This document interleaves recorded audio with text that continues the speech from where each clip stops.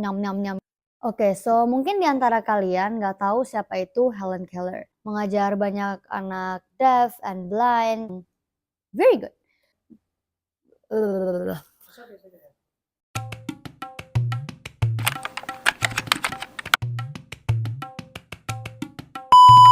Halo semua, it's Khadija and welcome back to my YouTube channel.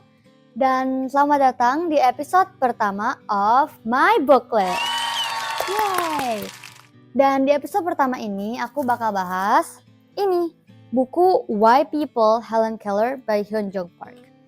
Jadi I know gak banyak orang Indonesia yang suka baca, so I will do the reading for you guys. Dan nanti kalau misalnya ada manfaat atau apapun, aku bakal kasih tahu isi buku ini kepada kalian semua. So ayo kita mulai.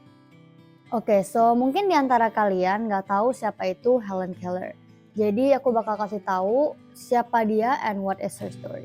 So Helen Keller was born pada tanggal 27 Juni tahun 1880 di Tuscumbia, Alabama, United States. Dia punya 2 kakak laki-laki saat dia lahir. And she is very inspiring for me personally. Why? Kalian tahu nggak? Helen Keller terkena scarlet fever atau demam scarlet pada usia 19 bulan. This made her nggak bisa dengar dan nggak bisa bicara. And pas orang tua Helen Keller tahu that their daughter terkena scarlet fever, they were devastated because kondisi ini membuat Helen Keller agak tantrum dan membuat dia lumayan susah dihandle.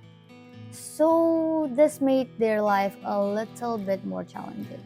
Dan di tahun 1885 lahirlah adiknya Helen Keller bernama Mildred. Adanya Mildred di keluarganya Helen tentunya sesuatu yang they should be happy with, itu sebuah anugerah.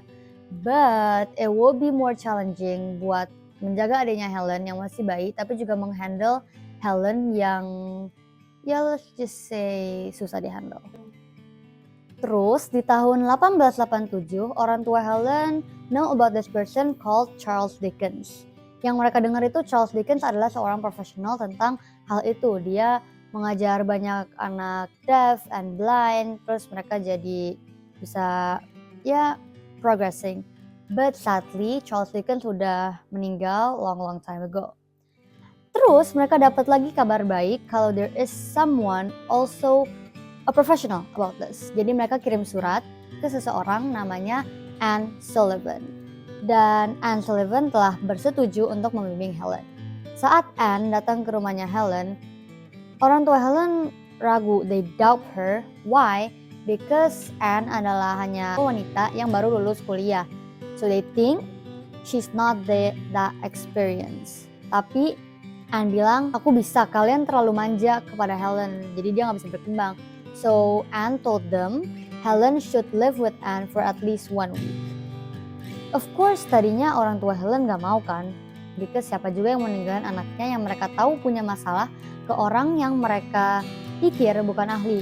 Oh ya, dan one fun fact, Anne Sullivan juga punya masalah mata, jadi dia kalau apa-apa suka pakai kacamata hitam dan dia ada sedikit masalah dengan penglihatannya. So they don't trust her very much. But Anne membujuk mereka dan dia berhasil. So Helen tinggal bersama Anne for 1 week.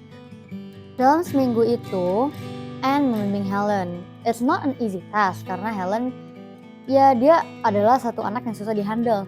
Tapi Anne juga udah experience with something like this. Of course Helen will be harder because dia deaf dan juga blind. Tapi dia bekerja keras dan saat Helen balik setelah 1 minggu tinggal bersama Anne, her parents were surprised. Helen yang tadinya suka mukul-mukul, terus dia nggak bisa berkomunikasi, terus dia tuh dulu belum bisa makan pakai alat-alat makan, dia tuh makan nyam-nyam gitu doang. Dan setelah 1 minggu doang, Helen udah bisa makan pakai garpu, pakai sendok, terus dia juga udah bisa sedikit sign language. Dan dia juga udah mulai penyabar dan pokoknya gak setantrum sebelum dia tinggal bersama Anne. Jadi mulai hari itu, Anne Sullivan menjadi teacher juga helpernya Helen Keller. Terus pada tahun 1889, Helen masuk ke Perkins School for the Blind. Di sana Helen ya cukup tertinggal karena dia gak cuma bisa melihat tapi juga dia gak bisa mendengar. Jadi Anne harus membimbing dia satu persatu dengan sign language as well. Pada saat itu pun Helen Keller tahu tentang anak bernama Tommy. Dia juga deaf dan dia juga blind, dia nggak bisa lihat, dia nggak bisa dengar. Dan Helen punya urge buat membantu si Tommy ini. Jadi dia bilang ke Anne Sullivan, aku mau bantu anak ini. Dan akhirnya Anne Sullivan membuka fundraiser, like a GoFund, buat supaya si Tommy ini bisa masuk sekolah. Akhirnya orang-orang tertarik kan, karena Helen Keller juga deaf and blind, tapi dia mau support orang lain. Dan dia masih, saat itu dia masih kurang lebih 9 tahunan. Jadi orang pasti very inspired and very kayak, wow, ini anak deaf, blind, tapi mau bantu other kids. Dan berkat bantuan orang lain dan berkat bantuan Helen, Tommy berhasil masuk ke Perkins School for the Blind. Tidak lama kemudian, Helen ada keinginan buat berbicara, tapi well, it's not that easy because we all know kalau kebanyakan orang deaf nggak bisa ngomong juga, and then it'll be harder because she is blind. But terus Anne mengusulkan sesuatu ke sang kepala sekolah, which is anak Nos namanya. Dan anak Nos berpikir Helen ini juga pasti dia pengen gitu mau bicara, pengen tahu rasanya. Helen juga seseorang yang pekerja keras. Jadi lama kemudian mereka dapat kabar baik. Helen bisa pergi ke Horace Mann School for the Deaf untuk 10 hari di Boston. Di sana dia belajar pelafalan hari demi hari dengan very fokus. In just a few days, akhirnya sang guru mengerti apa yang Helen bilang. Helen bisa bicara walaupun gak lancar, cuman dia bisa gitu loh. Walaupun dia gak bisa dengar apa yang dibicarain, dia bisa melafalkan sesuatu dari mulutnya. Dan setelah 10 hari itu, Helen kembali lagi ke Tuscumbia, dan orang tua Helen are very happy to see their kid yang tadinya susah dihandle, udah bisa ngomong dan udah bisa berkomunikasi dan mereka bisa mengerti. One day, Helen lagi jalan-jalan bareng Anne Sullivan. Dan Helen ngomong yang gak jelas gitu, dia ngomong tentang khayalan dia, kayak dia mikirin apa, dia lihat ini, dia apa-apain. Habis itu Anne punya ide yang very good.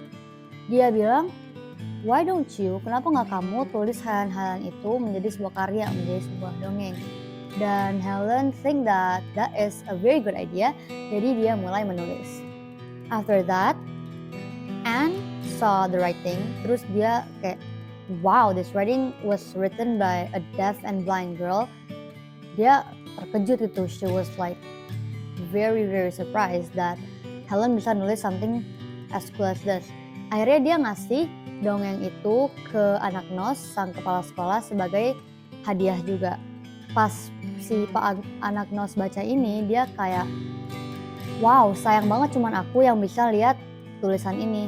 Jadi akhirnya dia kasih tahu ke sebuah penerbit gitu ya, untuk buku ini diterbitkan, karena it was an accomplishment for orang yang gak bisa lihat dan gak bisa dengar buat tulis karya yang sekeren ini. Tapi sang penerbit bilang, ini bukunya itu ceritanya itu mirip kayak cerita yang ditulis oleh Margaret Canby almost 20 years ago. Namanya Frost Fairies. Habis itu anak Nos terkejut kan, akhirnya mereka menuduh Helen kalau Helen itu nge-copy tulisan ini. Padahal Helen did nothing, dia belum pernah dengar siapa itu Margaret Canby, dia nggak tahu apa itu Frost Fairies, dia itu nggak tahu apa yang what they're talking about. Dia nggak pernah dapat tuduhan sebesar itu. Apalagi Helen was just 10 years old that time. Jadi Helen akhirnya sedih, terus dia ada kayak nggak mau nulis lagi gitu. But then Anne said, gimana kalau kamu tulis cerita hidup kamu aja? Kan kamu juga udah ngelewatin banyak rintangan. After Helen dengar Anne bilang itu, dia termotivasi lagi untuk menulis. Dan tulisan itu kata Anne bisa dimasukin ke pokoknya majalah untuk anak-anak muda gitu. Dan akhirnya sebuah majalah mau mempublish tulisan Helen. But pada tahun 1896, Helen dapat kabar buruk. Helen saat dia berusia 16 tahun, bapaknya meninggal dunia. But she didn't let that stop her. Abis dia balik ke Tuscumbia untuk attend his funeral, she went back and go to Cambridge School for Young Ladies and keep studying supaya dia bisa pursue her dreams of going to Harvard University. So, itu dia kenapa Helen Keller itu se-inspiring itu bagi aku. Karena dia aja yang punya disabilitas dan dia cuma gak bisa, some people, mereka cukup inspiring karena mereka misalnya gak bisa dengar tapi cukup berprestasi. Atau mereka cuma gak bisa lihat tapi mereka juga berprestasi. Tapi Helen Keller ini dia gak bisa lihat dan gak bisa dengar. Terus dia juga awalnya yang punya tantrum, dia gak bisa berkomunikasi sama sekali dan dia juga very hard to handle. Tapi gimana pun dengan kita lihat story-nya tadi, everything is possible, nothing is impossible. Kayak dia tadinya, her parents gak ada harapan lagi sama dia, no hope, because she is dulunya itu not dari keluarga yang very okay, jadi kayak ekonominya not that good, so they feel like adanya disabilitas dari Helen Keller ini, they feel very down.